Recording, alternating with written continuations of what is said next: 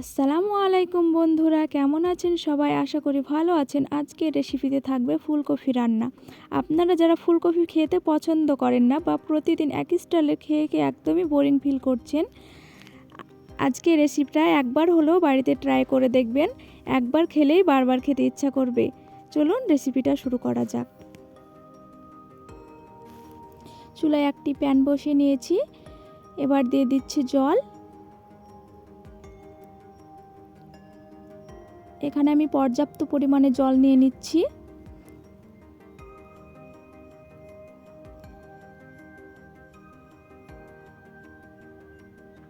এবার আমি দিয়ে দিচ্ছি আগে থেকে কেটে রাখা ফুলকপিগুলো। এভাবে সব ফুলকপিগুলো দিয়ে দেব। সবগুলো কপি দেওয়া হয়ে গেলে আমি একটা ঢাকনা দিয়ে ঢেকে দেব। প্রায় 5 মিনিট আমি রান্না করে নেব। 5 মিনিট হয়ে গেছে। এবার আমি এই ফুলকপিগুলোকে জল থেকে ছেঁকে নেব।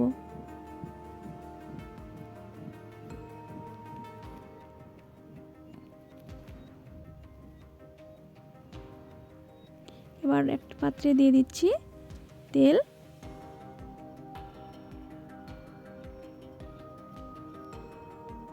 হাফ চা চামচ হলুদ। এবার দিয়ে দিচ্ছি আগে থেকে বয়েল করে রাখা ডিমগুলো। এবার ডিমগুলো আমি ভালোভাবে ব্রাউন কালার আসা পর্যন্ত ভেজে নেব।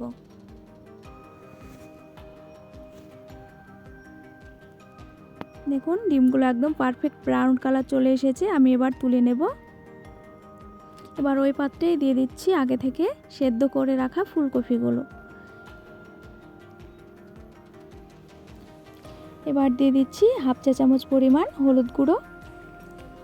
এবার ভালোভাবে হালকা ব্রাউন কালার আসা পর্যন্ত আমি কপিগুলোকে ভেজে নেব। এভাবে ভাজতে থাকবো যতক্ষণ না হালকা ব্রাউন কালার আসে। দেখুন একদম পারফেক্ট হালকা ব্রাউন কালার চলে এসেছে। এবার আমি তুলে নেব।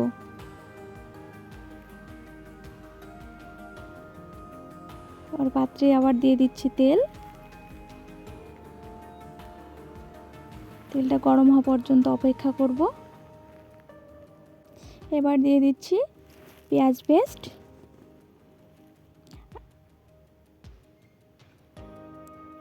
আদা রসুন পেস্ট, গরম মশলা পেস্ট। এবার ভালোভাবে ভেজে নেব যতক্ষণ না আদা রসুনের গন্ধটা বেরিয়ে যায়। ভালোভাবে ভেজে নেওয়া হয়ে গেছে। এবার দিচ্ছি 1 চামচ পরিমাণ হলুদ, 1 চামচ পরিমাণ জিরে গুঁড়ো,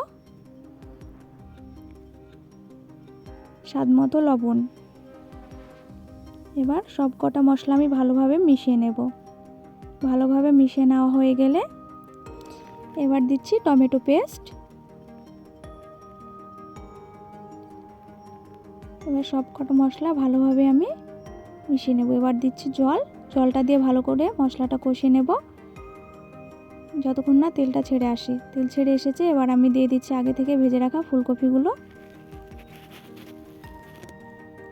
আর ভালোভাবে ফুলকপিটা আমি কষিয়ে নেব।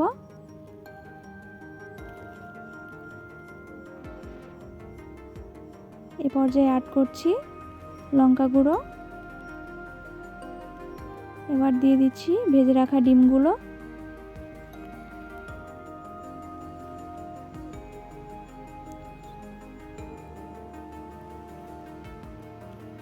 এবার জল দিয়ে দিচ্ছি। এবার দিয়ে দিচ্ছি কড়াইশুঁটি। কড়াইশুঁটিগুলো আপনারা কিন্তু এই পর্যায়ে অ্যাড করবেন। প্রথমে দিয়ে দিলে কিন্তু কড়াইশুঁটিগুলো একদমই গলে যাবে।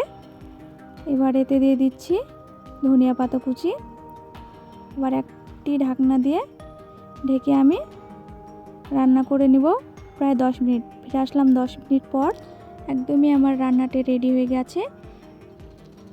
এবার এই পর্যায়ে আমি অ্যাড করছি ভাজা জিরে গুঁড়ো। একবার হলো বাড়িতে এই রেসিপিটা ট্রাই করে দেখবেন।